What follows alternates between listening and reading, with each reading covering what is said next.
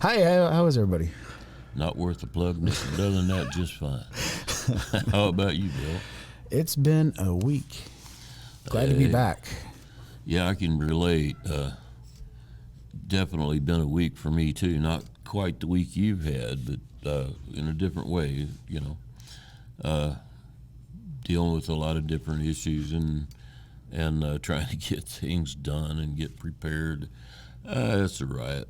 But It's no fun when you're trying to heal, and the weather's nice, and you just want to enjoy it, and you can't. Exactly. I want to go out there and start swinging a hammer, running a screwdriver, et cetera, and I can't do a blessed thing with that right arm. And but such is life. Well, anyways, welcome, folks. Lucky for us, he can still talk. Maybe that's the unfortunate part, but anyways, welcome, folks. We're here with Aberrations in the Wild with Cecil and Bill, and we're going to talk about some sounds and different things today. So let's just get started. Bill, what have you got, buddy? You know, I was on my way in today. My son Ryan was in the car with me. And I was showing him some of the video from last week. He didn't like the sounds we talked about last week. Like, they were frightening for him. My son, he likes to watch, he's 9, but he likes horror stuff. Not, slasher stuff, but he watches a show called Five Nights at Freddy's. He likes scary stuff. Those sounds we played last night did something like, it was a different thing for him. I don't know if it's because it's like, maybe that's real, or if it was just something in the actual sound of it. Of course, he didn't listen to it very much. He didn't listen to it very long. He knew he didn't like it, and he split because he's smart. But when I was showing him part of the video, he mentioned the sounds again, and I said, "What would you do if we were out at the cabin, meaning my wife's family's cabin out in Pike County?" I said, "What would you do if we were out at the cabin and you heard that at night?" He said, "I would run." Okay, fair answer. That made me think a little bit. I said, what would you do if you saw a bear? Then what would you do? And he said, "I would make myself big." Mm-hmm. He's 9. I said, "Yeah, okay, what if it was a mountain lion?" He said, "I would go real slow." Yeah. I'm like, where did you learn that? And he says, "I don't know." Like, it's a combination of just being out in the woods with us and things you pick up in school and videos. It's all of it. But at 9 years old, for him to still have those instincts to know to slow down if it's a mountain lion, don't look like prey, to get big if it's a bear, to try to scare it away, and then also to hear a possible Bigfoot and go, "That's not right." Exactly. There's something about the untaintedness of a 9-year-old, their perspective on this, because most of the times when we talk to people about it, they've already made up their mind. Right. They're a believer, they're a knower, they're a skeptic. It's one of those. But a 9-year-old, they're learning the world. If I tell him, "Yeah, some guy in Nashville's got a Bigfoot in his garage, we can go see it for $5," he's going to believe that. And now Bigfoot is a reality in his world. Right. If his introduction is now, "Oh, those people who believe in Bigfoot are crazy," then that's going to be his reality. Exactly. So it's interesting for him to see this very open perspective, because in my house, I'm not a believer. I'm not a knower. I'm not a skeptic either. I love the idea of it. I have it tattooed on me. I have a Bigfoot tattoo on my leg. I love the idea of it, but I've never seen one, so I don't know. But to see him develop his own perspective, and to see the primal instinct, his body react to the sound, that's not normal.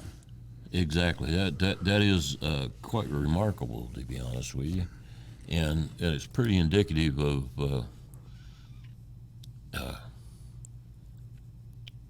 raw human nature, raw, unrefined, untainted by adulthood and preconceived notions and such.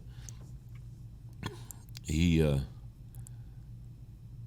seems to believe that there could be one out there, and I do believe it, and I believe that Bill believes it too. I do. And so if more than one, actually, but Oh yeah, it has to be. so the videos that I've seen and the sounds I've heard and stuff, I can't say I'm like 100% convinced, Sure. but I'm strongly convinced. Yeah. And so it's like, where do you draw the line at between fake and real? I don't know yet. It's interesting that you phrase it that way. I was just listening to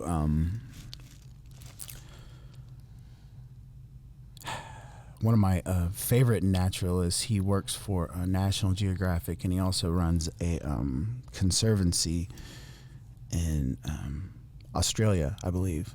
Anyway, he's been looking for the Tasmanian tiger. His name's going to come to me in a second. The dude is awesome. So he's looking for now he's not a cryptozoologist. He's a biologist and a naturalist, but he's not a cryptozoologist. But he believes that the Tasmanian tiger, the thylacine, is there, and they're pretty close to proving that there are some left, that it's not actually extinct, like really close to proving it. Right. And he said, the funny thing is, he says, you can prove another animal's existence with the information we have. We have sightings, we have images, we have hair samples, and we have footprints. Yeah. But they will not, until they have one.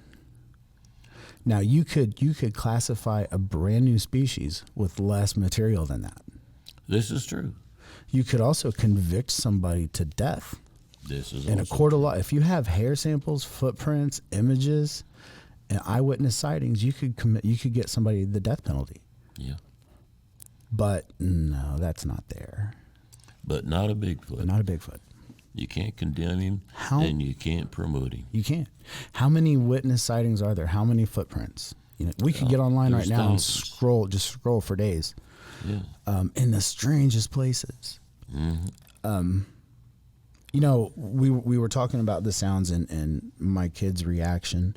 I also want to say this kid, he's been to Bigfoot, or not Bigfoot. He's been to monster truck shows multiple times. Yeah. My favorite monster truck is the Bigfoot truck. Of course, that's why I said that. Of course.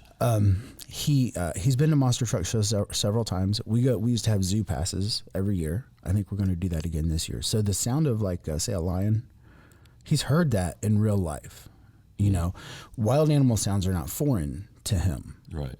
They're not everyday common occurrence, but they're not foreign. He knows what they sound. And we've all heard, if you've ever been lucky enough to hear a lion roar when you're at the zoo, as opposed to on TV, like a recording of a lion roar and an actual lion roar are two totally different things.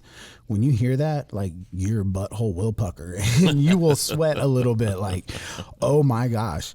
Yeah. And to see that response, and my kid who doesn't know he's supposed to have that response. He hasn't been conditioned that that's how you respond. We might have to edit that comment because I put this is safe for children.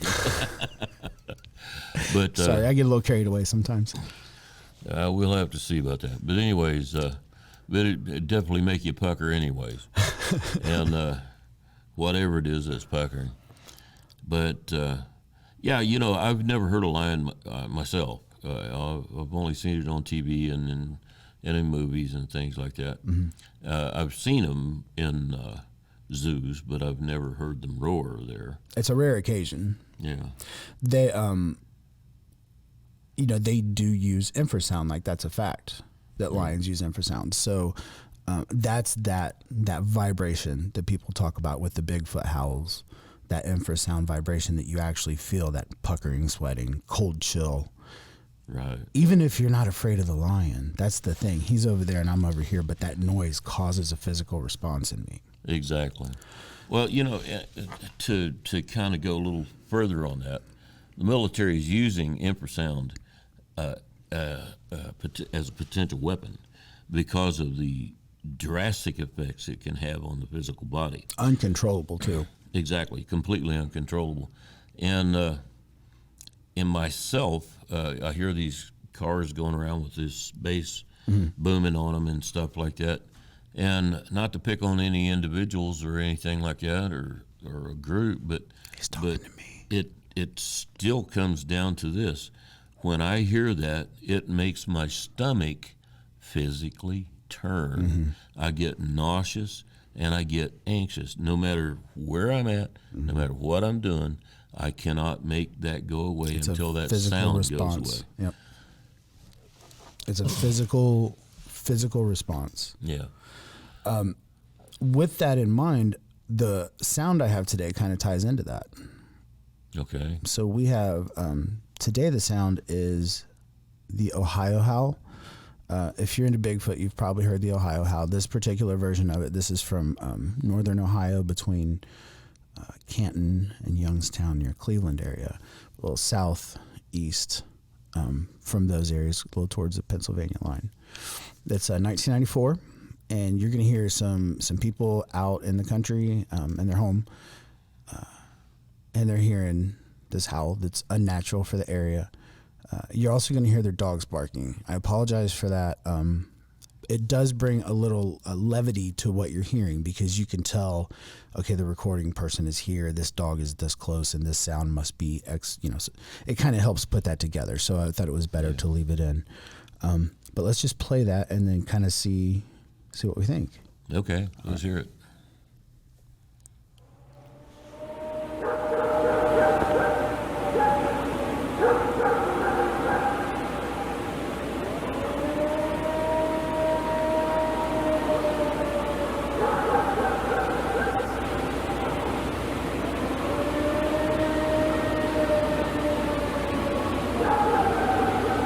And that's a loop.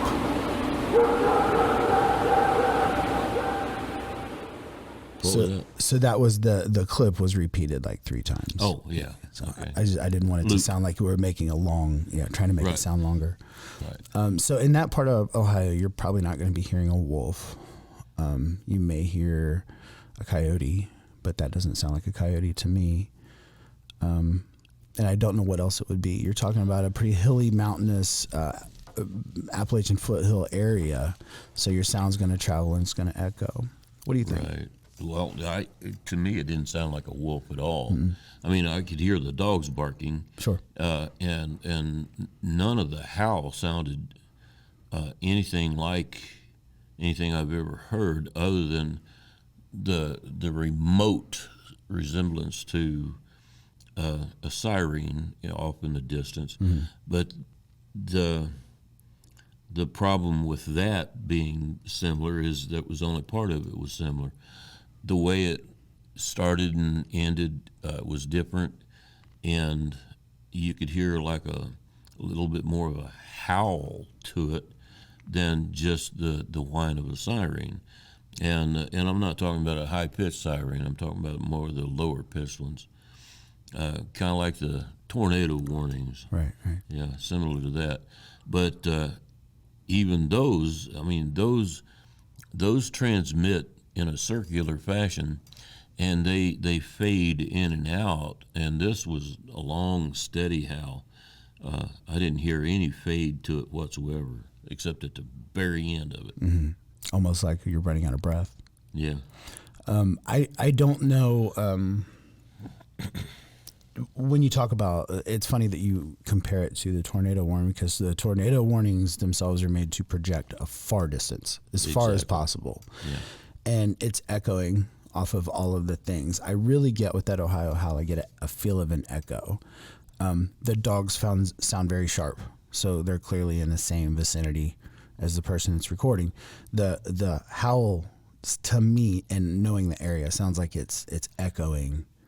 Right. Yeah. It sounds that way to me too. That would be so hard to fake.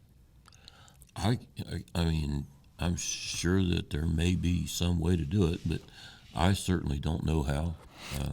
I tried to picture it being a person, but to get that amount of echo, the lung capacity you would need to be that far away and get that amount of echo in those hills. Well, you think about that, how long that howl was, and I've heard a lot of singers that can hold a note. All right, you've heard those that can hold a note for like 30 seconds or something. And, the reality of it is that's extremely rare, and those notes are typically very high-pitched that they hold, or very low-pitched, but they're just human-sounding notes, you can obviously tell they're made by a human, versus this that sounds nothing like a human and was steady and long. So I don't know of anybody that could make a sound like that. I've never heard anybody that could. And I've heard some singers. I was in choirs and involved with singing backup with a guy, Elvis impersonator. I didn't do the Elvis. I just did backup and so forth. So Priscilla. I've heard. Huh? You were Priscilla? Yeah. Here we go again.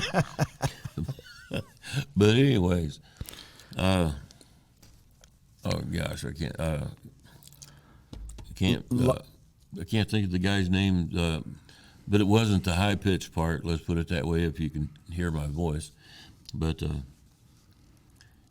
anyways, the longest I've been able to hold a note is like maybe 10, 12 seconds, and that's really pushing it for me. And I usually can't hold it that far.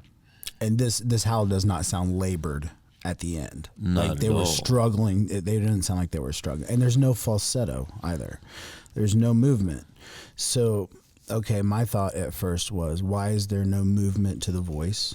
Right. And I don't, it sounds incomplete. So is somebody trying to play a recording? But then if you figure in, maybe there is infrasound, but it's lost in the echoes of the hills. Mm-hmm.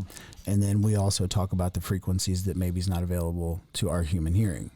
Right. Multiply that over space in those hills and listen to it again, and imagine how full that might sound if you were a lot closer to it. Oh my goodness. Yeah. If you were there listening to this sound, it would sound much more radical than what it does on this recording. Absolutely.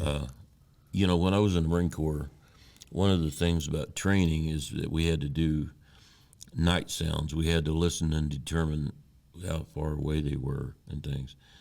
And, they did things like click a lighter and snap a twig and sneeze and do a dozen different things. And we had to try to determine where they were at. And they all, to us, sounded, to every last one of us, sounded like they were either 50 feet away, maybe 100 feet away, and most of them were 150 plus yards away from us. Wow. So the illusion of hearing it at night, what a lot of folks don't realize is that at nighttime there's no light pollution to stop the radio waves or the sound waves that pass through the air. So that's why you can hear things much more clearly at night, and you can hear them a lot further away. That makes a lot of sense. That's what I was taught in the Marine Corps, and it's held true, to the best of my knowledge, all the way through. That's very interesting.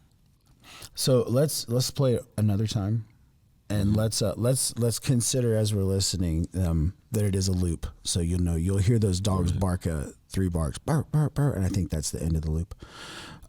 Listen to the end of it, how it doesn't die off like it's struggling. Imagine how far away it might be in comparison to the dogs you hear, and think about what it would sound like with that infrasound underneath of it. Yeah.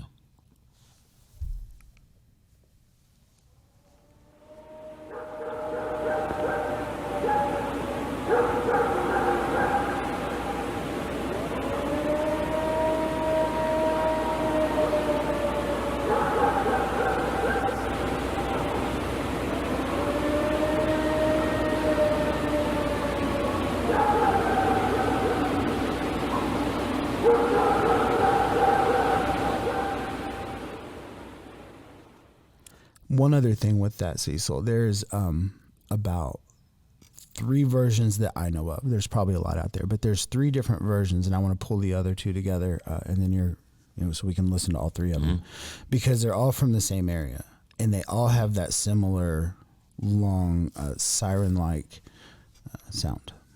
Yeah, and I counted the seconds, 1001, 1002 kind of thing. And I just got 6 seconds per loop, and so it wasn't extremely long in that respect, but it was extremely clear and steady all the way through to the very end, and it just dropped off a little bit. I like that there's almost a build-up. It doesn't just start. There's a Right. very natural flow to the pitch of the howl, and then it holds it. And why does the Ohio howl have that long drawn out sound? And then, in the Rockies, you have a whole different sound. And why do they use rock knocking in some areas and wood knocking in other areas? I think it's similar to people. Cecil and I talk very differently. We communicate just fine. I do not speak at all like I spoke when I was younger. I speak fluent Ridge Runner. Well, unfortunately, I speak a very clear hillbilly Buckeye language. Yes, sir. Most people say I sound like I come from the South, and I was born and raised right here in Ohio, but have a lot of hillbillies in the family. And a little anecdote is the word pliers. Pliers. I heard pliers and I heard plowers. Yeah. And I asked my mom one day, I said, what's the difference between pliers and plowers? And she said, Cecil, it just depends on who says it. It depends on whether it's somebody from the South or somebody from up here. And they were saying the same word. And unfortunately, I picked up on it. Yeah. I have a theory. It's a short one, so I'll give it to you. It's not Bigfoot related, though. People started, in New England, up northeast when the American Society started. And they don't use their R's. Yeah. They don't use them. Their car becomes their car.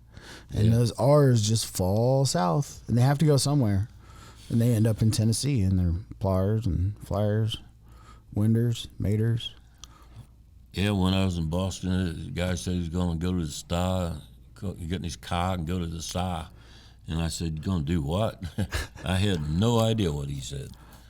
And he got about half mad because I didn't understand him. Cecil, I dated a girl that grew up in Massachusetts, and then she moved to North Carolina. And when she lived in Ohio and she would drink, you couldn't understand one thing she said. Not a word.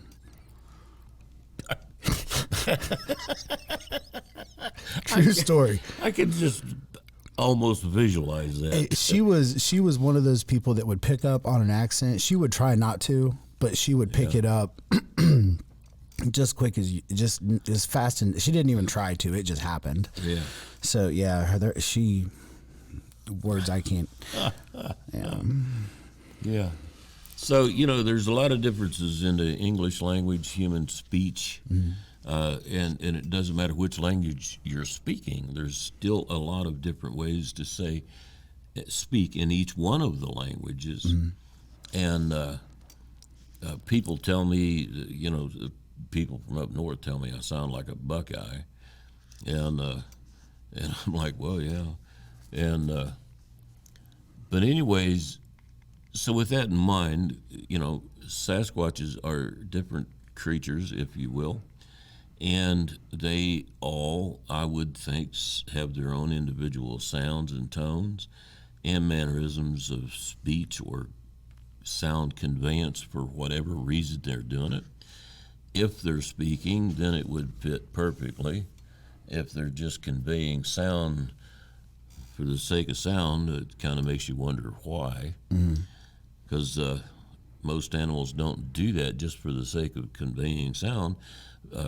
Not even humans, unless they're singing to themselves or something to that effect. Like there's a purpose. Yeah, humans will goof around and say something, especially if his name is Cecil.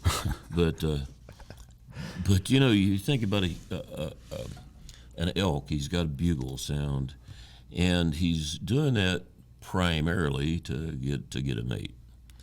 And I do the same thing. and I just howl. But there are so many different ways that animals communicate with each other without using actual language and words. And so why wouldn't a Sasquatch be able to communicate in some fashion? And if they're smart, if they're intelligent, Which they have to be. which seems to me obvious that they are, because they're experts at not being seen and found. If that's true, then they would just about have to have some kind of language. You know, I get frustrated when people say, Bigfoots don't do that. You don't know. Bigfoots don't sound that way. Bigfoots don't make that kind of sound. You don't know what they do. And what brings me to that, so we're talking about languages and dialects. I was in Playa del Carmen down in Mexico, and I speak a little Spanish. I know about enough Spanish to get beat up. And I met a guy down there. He's a real nice guy, but he spoke Spanish and only very little English. Pretty much the same. What was interesting is we had quite a conversation over multiple days, and I would speak my best Spanish to him, and he would speak his best English to me. We weren't both speaking Spanish or English. I was speaking Spanish to him, and he was speaking English to me, because that's how it worked out. Like, we didn't plan it. That's just what worked out during our conversation, to the point that we were able to communicate over the course of a couple of days. He's a wonderful guy. He's married. He's got 2 kids. He's very lucky to work on this resort. And he knew phrases, hello, how are you? You know, but what's your favorite color was, and we managed to have a conversation speaking 2 different languages. Right. So, you know, let's say a Canadian Bigfoot and an Alaskan Bigfoot or whatever, they would probably communicate differently, not only with dialects, but means of communication. Maybe one uses rock knocks and the other uses trees. One howls and the other clicks or something, or mimics an owl, but between their type of language, they're able to communicate at least enough to stay aware of one another. As a further example of that, in Vietnam, I was there in 1969 in the Marine Corps. Thank you, Cecil. You're welcome. In combat unit. And then I transferred to a combined action group, and I was exposed to quite a few civilians and the Viet Cong, not the Viet Cong. I meant the I can't think of the words right now that they use, but the people that were fighting with us, all right, civilians. And so, anyways, one of the things that we had to do is go through these classes to understand them, all right? And one of the things that they taught us in there is that between North and South Vietnam, from the north to the south, there's 127 different dialects of Vietnamese.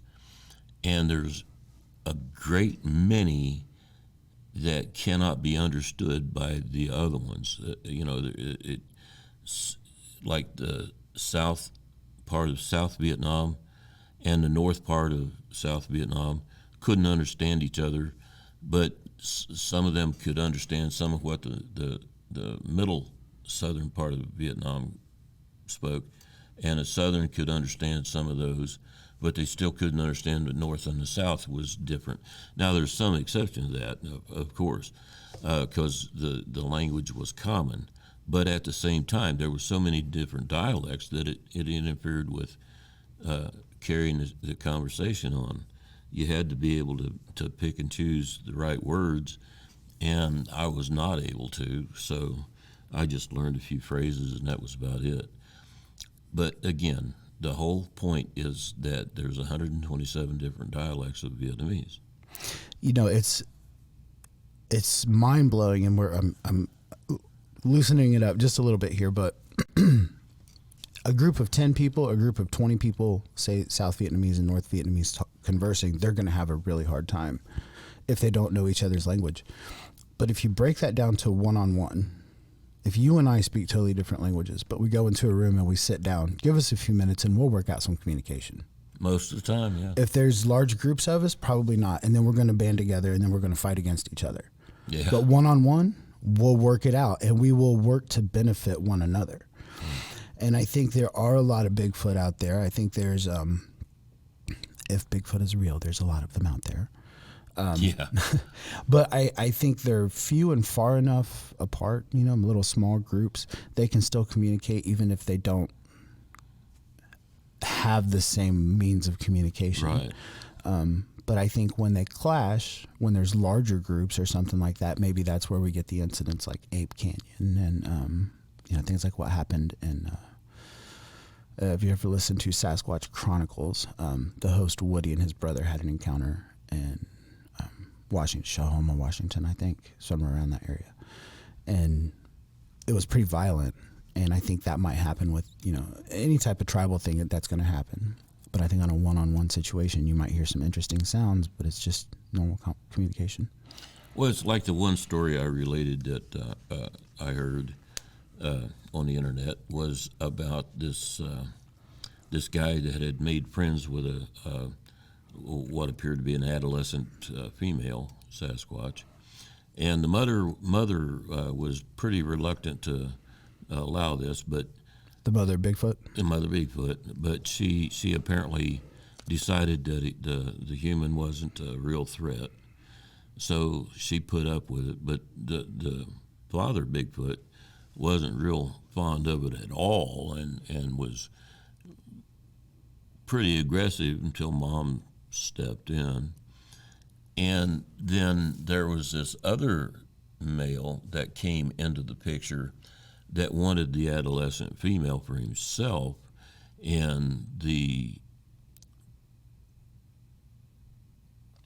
can't remember how the mother played, what part the mother played in this, but it boiled down to that the father Bigfoot and the extra male had a conflict, and it seems as though that the father one killed the other one. Mm. So, the thing of it is that in animals, well, even in humans, hormones run wild sometimes, and some people are not able to control themselves. Mm-hmm. And animals don't have any desire to control themselves about that.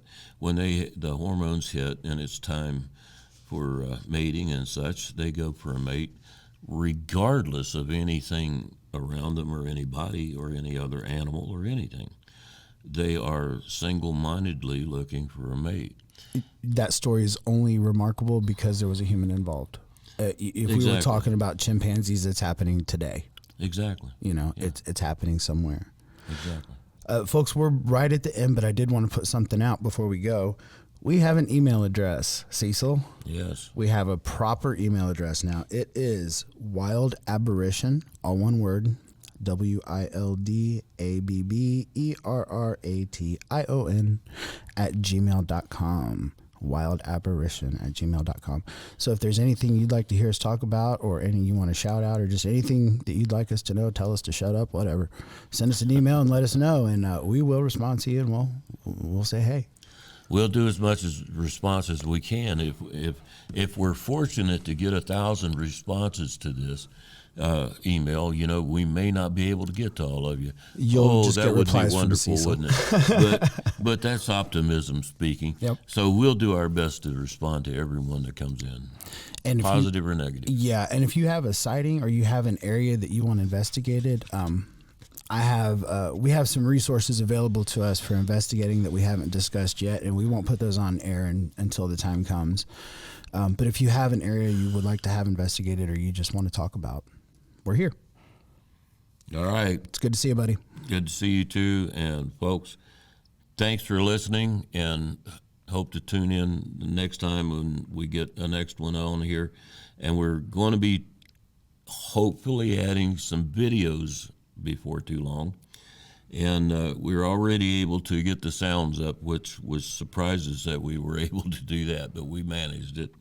And we're shooting for some videos too. So hang loose and hang with us. Thank you much. That's another thing. If you have videos, photos, sounds, anything like that that you would like to send to us, please do that. We would love that.